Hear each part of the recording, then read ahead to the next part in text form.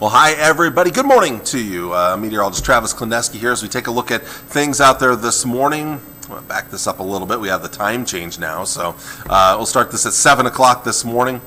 And we're looking at mostly cloudy skies here to start in most of the area. Clouds are kind of filled in. Winds are fairly light, but they are a little breezy out of the north and northwest this morning right in here.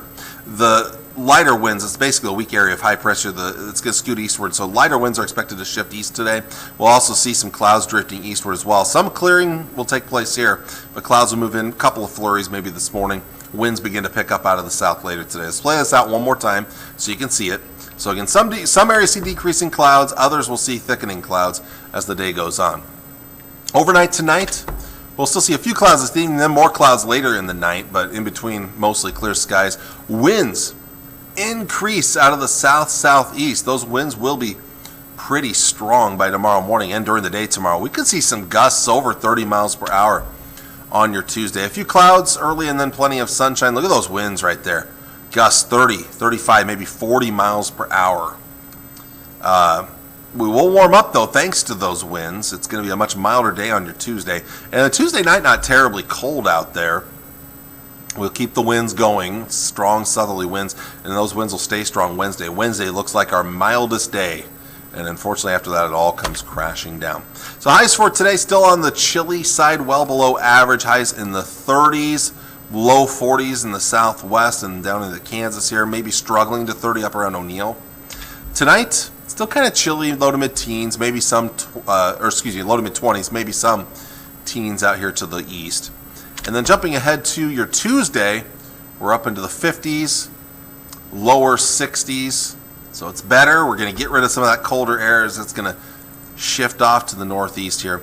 And then tomorrow night, not as cold, 30s for overnight lows, and then the Wednesday is kind of our last of the mild days here. Highs into the 60s, low 70s in southwestern areas. Or low 70s. So we're going to enjoy the mild weather on Wednesday, even if it comes with some strong winds, because it's all going to come crashing down late Wednesday night into Thursday with a strong cold front diving south. So again, the next 3 days don't look too bad. Today, not much wind, but chilly. Tomorrow and Wednesday, more wind, but warmer temperatures. The winds are going to stick around, but that's behind a cold front. It comes crashing through here late Wednesday night into Thursday morning. Depending on the timing of that front, that will determine how long it takes to get colder. But we'll probably see an early day high, probably before sunrise, in fact, an early day high. Rain initially will transition over to snow and will continue into Thursday night, wrapping up before sunrise Friday. Now, for the Tri-Cities, it's a little up in the air with if we'll see more rain or more snow or a little bit of both. I don't think we'll see much ice or sleet in this. It should be a pretty clean shift from rain to snow, more than likely. But there could be some pockets of heavy snow, and winds will be gusting up around 40 to 45 miles per hour. So any areas that see snow, we could be talking about blizzard-type conditions out there during that time here. We'll talk a little bit more about the potential of where could be some of the heaviest snow if we do see it. But let's get to the rest of this forecast real quick first. Still a windy day and it's still a chilly day for your St. Patty's Day.